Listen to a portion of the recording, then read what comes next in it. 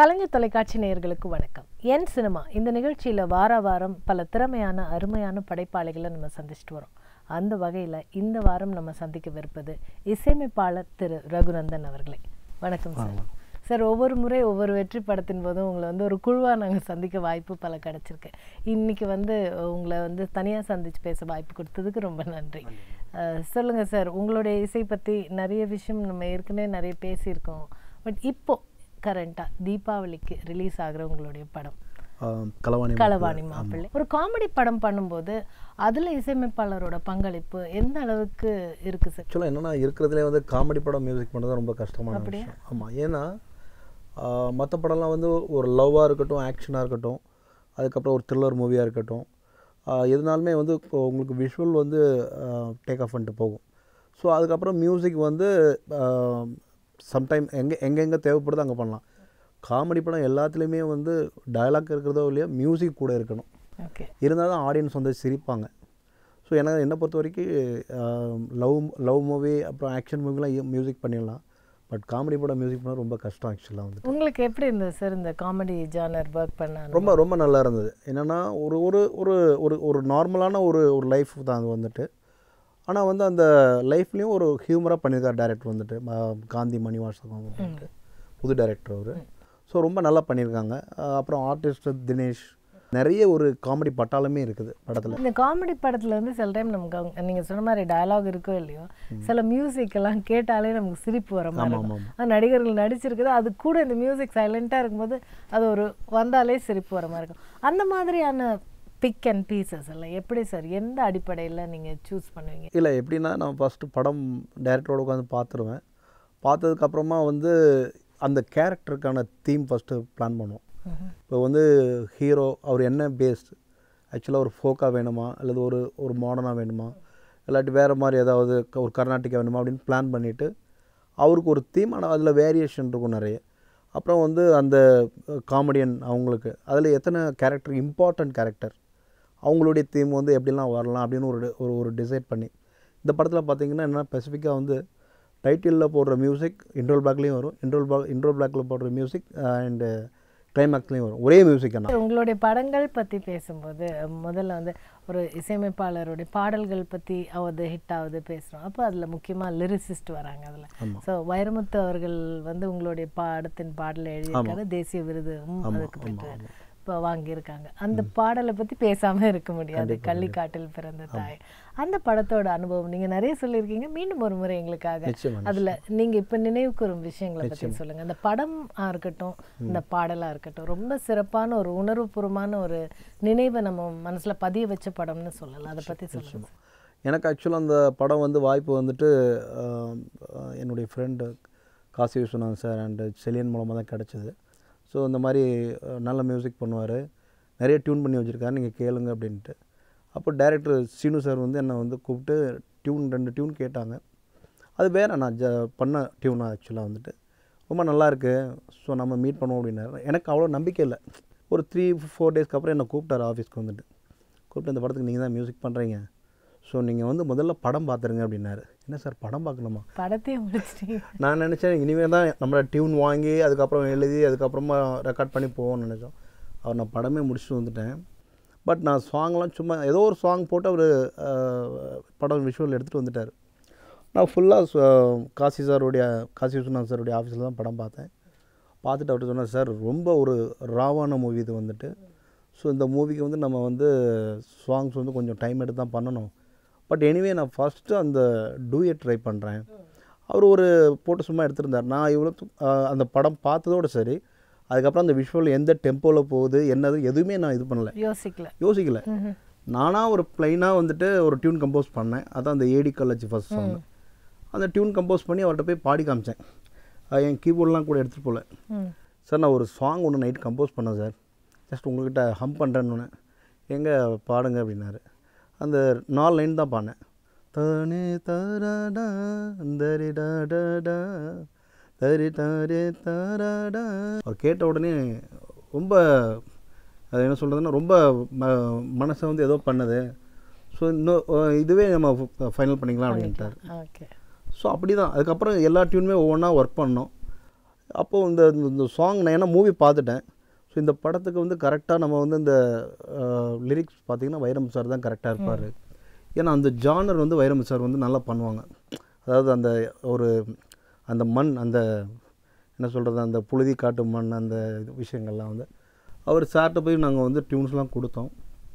அவர் கேட்டு ரொம்ப அப்ரிஷியேட் பண்ணார். ஒரு 1 வீக் கழிச்சு எங்களை கூப்பிட்டார் 2 பேரையும். ஃபஸ்ட்டு அவர் ஏடி காலேஜ் சாங் தான் கொடுத்தாரு. அந்த லிரிக்ஸ் பார்த்தோன்னே எங்களுக்கு அவ்வளோ ஒரு ஹாப்பி.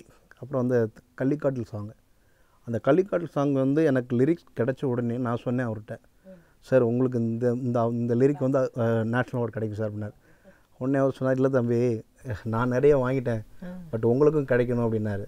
இல்லை சார் கண்டிப்பாக அந்த எனக்கு கிடைக்குதோ இல்லையோ உங்களுக்கு கிடைக்கணும் சொன்ன மாதிரி அவருக்கு கிடைச்சது ஆறாவது. அந்த பாட்டெல்லாம் நீங்கள் போட்டதுக்கப்புறம் அந்த படத்தை பார்க்கும்போது எப்படி இருந்தது சார் உங்களுடைய ஆர்ஆர்? இல்லை எனக்கும் ரொம்ப பிரமிப்பாக இருந்துச்சு. என்னென்னா ஃபஸ்ட் டைமாக நான் வந்து சாங் பண்ணி பேக்ரவுண்ட் ஸ்கோர் பண்ணி அது என்னுடைய மியூசிக்காக நான் பார்க்கும்போது கடவுளுக்கு தான் ரொம்ப நன்றி சொன்னேன். ஏன்னா நான் ஆக்சுவலாக வந்து பேசிக்காக வந்து நான் வந்து மியூசிக் டைரக்டர் ஆகும் அப்படின்றது 2வது பட்சம். பட் ஒரு பிளேயராக ஒரு மியூசிஷியனாக தான் நம்ம இருப்போம் அப்படின்னு நினச்சேன். பட் காட் வந்துட்டு மியூசிக் டைரக்டர் ஆக்குனது எனக்கு உண்மையாகவே ரொம்ப ஒரு சந்தோஷமான விஷயம். சார் உங்களோட இசை பின்னணி, உங்களுடைய ட்ரைனிங், பேஷன், அப்புறம் இசையமைப்பாளர் உங்களுடைய பயணம் அதை பற்றி? இசை பின்னணின்ட்டு ஒன்றும் பெருசாக கிடையாது. ஆக்சுவலாக நான் என்னென்னா சின்ன வயசுலேயே ரொம்ப மியூசிக் கேட்பேன். அதை ஆக்சுவலாக நான் சொல்கிறது எனக்கு 4 வயசில் இருக்கும்போதுலேருந்தே மியூசிக் ரொம்ப அதிகமாக கேட்பேன். ஸோ அதனால் எனக்கு வந்து ஒரு ஃபேஷன் ஆகிடுச்சு அது வந்துட்டு. அது என்னென்னா அதுக்கப்புறமா நான் வந்து நிறைய கச்சேரி அதெல்லாம் பாடிட்டு இருந்தேன். பாட்டு பாடுவீங்க? ஆமாம். அதுக்கப்புறமா வந்து ஹார்மோனியம் 1 வருஷம் ஹார்மோனியம் கற்றுட்டு இருந்தேன், வோக்கல் அண்டு ஹார்மோனியம். அதுக்கப்புறம் சென்னை வந்து மியூசிக் காலேஜ் சேரலான்னு நினைக்கும் போது மியூசிக் காலேஜ் வந்து அப்போ ரொம்ப டஃப்பாக இருந்தது ஆக்சுவலாக. ஏன்னா அப்போ வந்து மினிமம் வந்து ஒரு கீர்த்தனை தெரிஞ்சால் தான் உள்ளே போக முடியும். நான் வந்து ஆக்சுவலாக ஒரு கீதம் வர்ணம் வரைக்கும் தான் கற்றுட்டு இருந்தேன். அதனால் போக முடியாதனால அப்புறம் ப்ரைவேட்டாக வெளியே நிறைய மாஸ்டர்கிட்ட கற்றுக்கிட்டேன். ஓகே. கீபோர்டும் பியானோவும் சரி கர்நாட்டிக்கும் வெளியே கற்றுக்கிட்டேன். அப்புறம் தியரி ஒரு 5th கிரேட் வரைக்கும் கற்றுக்கிட்டீங்க. ஸோ அப்போல்லாம் நீங்கள் வந்து ஒரு மியூசிஷியன் ஆகணும், ஒரு சிங்கர் ஆகணும். ஆமாம். அப்போ நீங்கள் சினிமாவில் உங்களோட சிங்கர் ப்ளஸ் வந்து கீபோர்ட் பிளேயர் அவ்வளோதான். ஓகே. மியூசிக் டைரக்டர் ஆகும் நான் கனவுல கூட நினைக்கல. அப்போ சினிமாவுக்குள்ளே நீங்கள் எப்படி சார் வந்தீங்க? அப்போ வந்து நிறைய டிவோஷனல்ஸ் ஆல்பம் பண்ணேன். டிவோஷனல், அதுக்கப்புறம் வந்து ஷார்ட் ஃபிலிம், அப்புறம் சீரியல்ஸ், அப்புறம் ஆட் இதெல்லாம் பண்ணிகிட்டு இருந்தேன். நான் அப்போ பண்ணிகிட்டு இருக்கும்போது எனக்கு ஜிவி வந்து அறிமுகம் பண்ணார், ஜிவி பிரகாஷ் வந்து. அப்போ நான் சொன்னேன் நான் இந்த மாதிரி மூவி பண்ண போகிற மாதிரி. இல்லை எனக்கு மூவி கிடச்சிருக்கு, ஸோ நீ என்கிட்ட வந்து அசிஸ்டன்ட் மியூசிக் டைரக்டராக ஒர்க் பண்ணு அப்படின்ட்டார். ஸோ வெயிலில் ஒர்க் பண்ணிவிட்டு வெளியே வந்தாலான்னு பார்த்தா அவர்கிட்ட 45 படம் ஒர்க் பண்ணக்கூடிய சூழ்நிலையாக போயிடுச்சு. ஏன்னா நாங்கள் 2 பேரும் அவ்வளோ ஒரு க்ளோஸ், ஒரு 17-18 இயர்ஸாக 2 பேருமே வந்து ரொம்ப என்ன சொல்கிறது ஒரே தட்டில் சாப்பிட்டு ஒன்றாவே படுத்து தூங்கி வளர்ந்த மாதிரி அவர் எனக்கு அவ்வளோ க்ளோஸ் வந்துட்டு. அவர்கிட்ட நான் நிறைய விஷயங்கள் கற்றுருக்கேன். ஆக்சுவலாக நான் வந்து ஃபஸ்ட்டு வந்து டிவோஷனல் பண்ணும்போது, அதுக்கப்புறமா ஷார்ட் ஃபிலிம் பண்ணும்போது, ஆட் பண்ணும்போது நான் வேறு ஒரு உலகத்தில் இருந்தேன். ஒரு மியூசிக்னா அப்படி பண்ணணும் அப்படி பண்ணணுன்ட்டு. பட் அவர்கிட்ட போனதுக்கப்புறம் டெக்னாலஜி எப்படி யூஸ் பண்ணணும், அதே மாதிரி ஒரு மியூசிக் எப்படி யூஸ் பண்ணக்கூடாது, ஜனங்களுக்கு எப்படி வந்து நம்ம வந்து ப்ரெசென்ட் பண்ணணும், அந்த மாதிரி நிறைய விஷயங்கள் அவர்கிட்ட வந்து கற்றுக்கிட்டேன் வந்துட்டு. நிறைய அதாவது அந்த நுணுக்கங்களை நிறைய விஷயங்கள் ஆமாம் அந்த நிறைய கற்றுக்கிட்டேன் அவர்கிட்ட வந்துட்டு. ஸோ அதுவும் எனக்கு ஒரு பெரிய ப்ளஸ் ஆச்சு. பிடிச்ச பாடல் ஏன்னா நீங்கள் பாடுவீங்கன்னு சொல்லியிருக்கீங்க, என்னுடையக்காக உங்களுக்கு பிடிச்ச பாட்டு, உங்கள் பாட்டோ யார் பாட்டோ உங்களுக்கு பிடிச்ச பாட்டு? எனக்கு ரொம்ப என்னுடைய என்ன சொல்கிறது சோல் டச்சிங்னா அந்த நீர்ப்பறவையில் வரக்கூடிய அந்த சாங் எனக்கு ரொம்ப பிடிக்கும். அதாவது பரபர பர பறவை ஒன்று கர கர கர கரையில் நின்று கண்ணீரில் தான தரன, அது பறந்திட வானம் இல்லை, அது இருந்திட பூமியும் இல்லை, உன் மார்பில் கூடு கட்டி தர. உங்கள் படங்கள் எல்லாமே ரொம்ப நல்ல படங்களாக இருந்தாலும் நீர்ப்பறவைங்கிறது ரொம்ப முக்கியமான படம். அதே மாதிரி படம் பார்க்குற ரசிகர்கள் மனசில் என்றைக்குமே நிற்கிற படம். அந்த படத்தில் ஒர்க் பண்ண அனுபவம் பற்றி அந்த படம் ஆக்சுவலாக வந்து ரெட் ஜெயின்ட் உதயநிதி சார் வந்து ஸ்டாலின் சார் வந்து தயாரித்தாங்க. ஸோ அந்த படம் அதாவது பெரிய கம்பெனியில் எனக்கு ஃபஸ்ட் டைமாக ஒர்க் கிடைக்குது. சீனு சாரோட படம் நீங்கள் ஏற்கனவே அவரோட ஆமாம் தென்மேற்கு பருவக்காட்டுக்கு அடுத்தது 2வது படம். ஸோ ரொம்ப சந்தோஷமாக இருந்துச்சு. அது நல்ல ஒர்க் பண்ணணும் அப்படின்னுட்டு அவர் எனக்கு கதை சொல்லிட்டார். இந்த மாதிரி ஒரு மீனவன் அவனுடைய லைஃப்பில் இப்படி நடக்குது, இந்த மாதிரி விஷயம் நீ நல்ல டைம் எடுத்து பண்ணு. அவருடைய படங்கள் மட்டும் எப்போவுமே எனக்கு கொஞ்சம் ஃப்ரீயாக டைம் கொடுப்பார். நல்லா ஒர்க் பண்ணு ரகுநந்தா அப்படின்றவார். ஃபஸ்ட்டு இதுதான் கம்போஸ் பண்ணேன். அவர் சொன்னார் இந்த மாதிரி அந்த பொண்ணு வந்து ஒரு குடிகாரன் தலையில் வந்து கை வைக்கிறான். கை வச்சோடனே அவனுக்கு வந்து ஒரு 1000 வாட்ஸ் பல்ப் அடிக்கிற மாதிரி அவனுக்கு ஒரு பயங்கரமாக ஒரு பிரகாசமாக இருக்கிற அந்த அது எப்படி நீ ஃபீல் பண்ணுவே அப்படி பண்ண அப்படின்னா. ஸோ அப்படின்னா நான் என்ன நினச்சேன்னா, சரி இது வரைக்கும் ஸ்ட்ரிங்ஸ் வச்சு பாட்டு வரல, வயலின்ஸ் வச்சு ஃபுல் வயலின்ஸ் அரேஞ்ச்மெண்ட் வச்சு எந்த பாட்டுமே வரல. அதில் ஏதாவது எனி இன்ஸ்ட்ருமெண்ட் மிக்ஸ் பண்ணுவாங்க. பட் ஒரு ஃபுல் வயலின் வச்சு ஒரு சாங் பண்ணலாம். ஆமாம் ஆமாம் ஆமாம் ஆமாம். ஸோ அதனால் அந்த ஃபுல் குரூப், அதாவது ஒரு 35 பேர் வாட்சாங்க. அது வந்துட்டு அந்த மாதிரி நான் ஒரு கீபோர்டில் வாட்சி ஒரு குரூப் டியூன் மட்டும் பாடி ட்ராக் பாடி அவர்கிட்ட கொண்டு ப்ளே பண்ணி காமிச்சேன். சிடியில் போயிட்டு அவர் டியூன் கேட்ட உடனே ரொம்ப என்ன சொல்லிட்டாரு, இந்த ஒரு பாட்டு போதியா அந்த படத்துக்கு, இந்த படம் வந்துட்டு தூக்கிட்டு போயிடும் அப்படின்னு சொல்லி ரொம்ப ஹாப்பியாக இருந்த சாங். அதுக்கப்புறம் வைரமுத்து சார்ட்ட வந்து டியூன் போச்சு. அவர் எனக்கு நைட்டு ஃபோன் அடித்தார், என்ன தம்பி ரொம்ப ஹார்டாக இருக்கே அந்த சந்தம் அப்படின்னாரு. இல்லை சார் அது வந்து 7/8 இருக்குது. அது வந்து யூஸ்வலாக வந்து 7/8 ரொம்ப ஸ்லோவாக தான் இருக்கும். இப்போ நிறைய சாங் இருக்குது. அந்த ராஜா சார் வந்து நிறைய போட்டிருக்காங்க 7/8 வந்து பொன்வானம் தன்ன தான தன்ன, அதெல்லாம் வந்து கொஞ்சம் ஸ்லோவாக இருக்கும். இது வந்து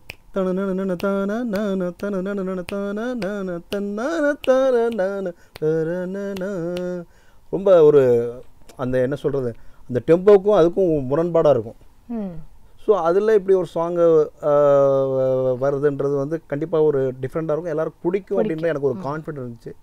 அது எல்லாருக்குமே அந்த பாட்டு பிடிச்சிருந்தது ஆக்சுவலாக வந்து. இப்போது ஒரு இசையமைப்பாளர் வர்றதுன்னா, சினிமாவில் யார் வர்றதாலும் பின்புலம் வந்து ஐதர் அவங்க ஒரு ஃபிலிம் பேக்ரவுண்ட்லேருந்து வருவாங்க, இல்லை அவங்க குடும்பத்தில் யாராவது இருப்பாங்க. அப்படி உங்களை பொறுத்த வரைக்கும் உங்கள் ஃபேமிலியில் யாராவது இருக்காங்களா? இன்னும் வரல யாரும், பட் வந்து வருவாங்கன்னு நினைக்கிறேன். இனிமே வருவாங்க. பட் இது வரைக்கும் இல்லை, நீங்கள் வந்தப்போ நீங்கள் தான் முதல் ஆள் இல்லையா? அப்படி வர மியூசிக் டைரக்டர்ஸ்க்கு என்ன மாதிரி சேலஞ்சஸ் இருக்குது சார்? நீங்கள் அது மாதிரி ஏதாவது ஃபேஸ் பண்ணி இல்லை நான் சொல்ல எப்படி அதை பற்றி என்ன சொல்லுவீங்க? ஆக்சுவலாக என்னென்னா, இப்போ நம்ம ஒரு மியூசிக் டைரக்டர் ஆகணும், ஒரு மியூசிக்கில் வரணும் அப்படின்னாச்சுன்னா அவங்களுக்கு வந்து யாருமே பேக்ட்ராப் இல்லைன்னா ஃபர்ஸ்ட் அவங்க வந்து நல்லா கற்றுக்கணும். ஃபஸ்ட்டு அதாவது நான் சொல்கிற வரது என்னென்னா, கர்நாடிக் நல்லா கற்றுக்கணும், அதுக்கப்புறம் வெஸ்டர்ன் நல்லா கற்றுக்கணும், அதுக்கப்புறம் பார்த்திங்கன்னா நிறைய காம்போசிஷன் வந்து கேட்கணும் ஃபஸ்ட்டு.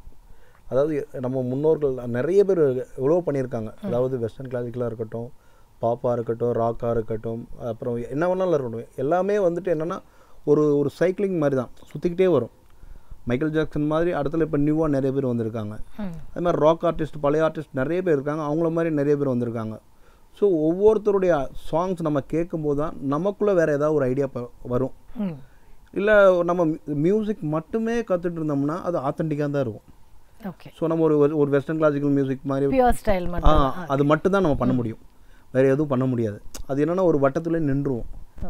ஸோ நம்ம நிறைய மியூசிக் கேட்கும்போது, நிறைய மியூசிக் வந்து நம்ம ஒர்க் பண்ணும்போது தான் நமக்கு நிறைய விஷயங்கள் புதுசாக சில விஷயங்கள் பண்ண முடியும். உங்களுக்கும் சசிகுமார் சாருக்கும் இருக்கிற நட்பு பற்றி சொல்லுங்கள் சார். அவருடைய நிறைய ஹிட் படங்களுக்கு நீங்கள் இசையமைச்சிருக்கீங்க. ஸோ அதை பற்றி சொல்லுங்கள். ஏன்னா உங்களோடைய படங்கள் பொதுவாக முக்கால்வாசி பார்த்தோன்னா இல்லை எங்களுக்கு ஞாபகம் இருக்குன்னா ஒரு மண் சார்ந்த ஒரு நேட்டிவிட்டியை வந்து சொல்லக்கூடிய மாதிரியான இசை, அந்த வாசம் மாறாத மாதிரியான படங்கள் தான் பண்ணி. அதுக்கு ஏதாவது பர்டிகுலர் காரணம் இருக்கா? இது ரெண்டும் சொல்லுங்கள். இல்லை அப்படின்னு இல்லை, எனக்கு அப்படி படங்களாக அமைஞ்சிருச்சு. என்னென்னா தென்மேற்கு பருவக்காற்று வந்து அந்த வில்லேஜ்னால அந்த வில்லேஜ் ஜானராகவே அமைஞ்சிருச்சு. பட் எனக்கு வந்து சுந்தரபாண்டியன் எப்படி கிடச்சிதுன்னா, தென்மேற்கு பருவக்காற்று சாங்கை வச்சு தான் அந்த டைரக்டர் எஸ்ஆர் பிரபாகரன் வந்து என்கிட்ட சொன்னாங்க. ஸோ சார் இந்த மாதிரி சுந்தரபாண்டியன் ஒரு படம் பண்ணுறேன், ஸோ அதுக்கு நீங்கள் தான் மியூசிக் பண்ணுறீங்க, ஸோ நான் வந்து எனக்கு ஏடி கல்லச்சி சாங் ரொம்ப வந்து உங்களுடைய பெரிய ஃபேன் அப்படின்னு அவர் சொல்லியிருந்தார். அந்த சாங்கு நல்லா ரீச் ஆனதுனால தான் நிறைய டைரக்டர்ஸ் வந்தாங்க. அந்த கள்ளிக்காட்டில் அண்டு ஏடி கல்லச்சி. அதுக்கப்புறம் சசி சார் வந்து அதை கேட்டுட்டு டெஃபினட்டாக பண்ணி கொடுங்க, நல்லா பண்ணி கொடுங்க அப்படின்னாங்க. எனக்கு டைரக்டர் கதை சொல்லும்போதே அந்த படம் கண்டிப்பாக 150 நாள் ஓடும் அப்படின்ற எனக்கு ஒரு வந்து அதே மாதிரி 150 days அந்த படம் போச்சு. ஃபர்ஸ்ட் சாங் அதில் கம்போஸ் பண்ணது வந்து நெஞ்சுக்குள்ளே வச்சு இருக்கேன் ஆசை, அதுதான் கம்போஸ் பண்ணேன். அவர் சொன்னார், சார் இந்த மாதிரி அவங்க பொண்ணு ஹீரோ ஹீரோயின் வந்து லவ் பண்ணிடுவாங்க, இப்போ வந்து அந்த பொண்ணு வந்து கொடுக்க மாட்டாங்க இவங்க ஊருக்கு. ஸோ அவங்க அப்பா வந்து ஹீரோடைய அப்பா போய் அங்கே போய் பொண்ணு கேட்பாரு, கேட்டு அந்த பொண்ணு நெத்தியில் வந்து அந்த குங்குமத்தை எடுத்து வைப்பாரு. ஸோ அங்கே ஒரு சாங் வருது அப்படின்னா, இந்த நெஞ்சுக்குள்ளே வச்சிருக்கேன் ஆசை, அட உச்சந்தால உள்ளுக்குள்ளே ஏதேதோ பேச. அதுக்கப்புறம் ஒரு டூயட் அந்த ரெக்கை முளைத்தேன் ஒரு சாங் பண்ணோம். அதுக்கப்புறம் அந்த எல்லாம் முடிஞ்சது. இப்போ சசிகுமார் சாருடைய இன்ட்ரோ வேணும் அப்படின்னாரு.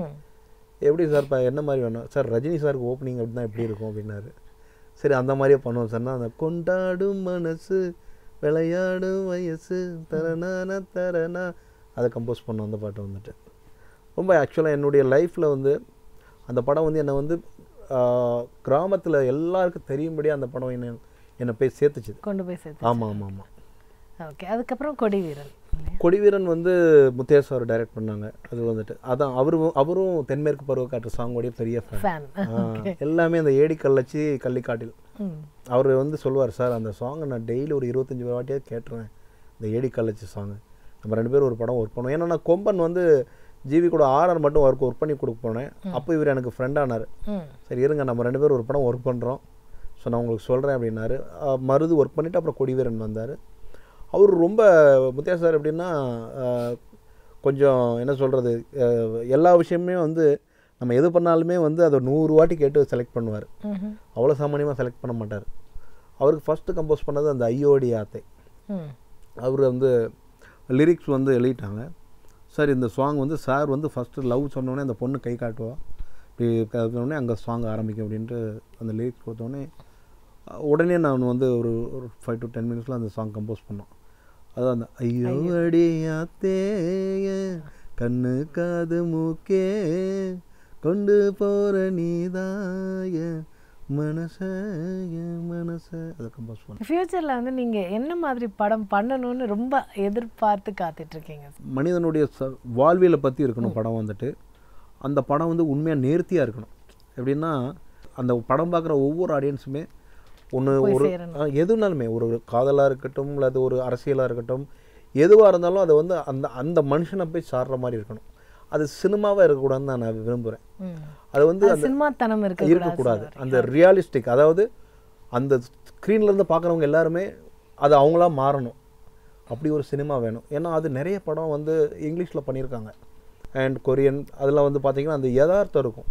அது மாதிரி இங்கேயும் நிறைய டைரக்டர்ஸ் எடுக்கிறாங்க. அதாவது யதார்த்தமாக இன்னும் நிறைய வரணும். அந்த மாதிரி சினிமா வந்துச்சுன்னா டெஃபினட்டாக வேறு மாதிரி போகும் சினிமா வந்துட்டு. ஓகே, ஸோ சினிமாவில் இப்போ குறிப்பாக வந்து இசைத்துறையை பொறுத்த வரைக்கும் இந்த விஷயம்லாம் இருந்தால் நல்லாயிருக்கும், இல்லை இந்த ஒரு விஷயம் இல்லாமல் இருந்தால் நல்லாயிருக்கும் அப்படின்னு நீங்கள் என்ன நினைக்கிறீங்க? எனக்கு தெரிஞ்சு ஆக்சுவலாக என்ன சொல்கிறேன்னா, இப்போ மியூசிக் டைரக்டர் நிறைய பேர் வராங்கல்ல, அவங்களுக்கு வந்து நிறைய திறமையானவங்க இருக்காங்க.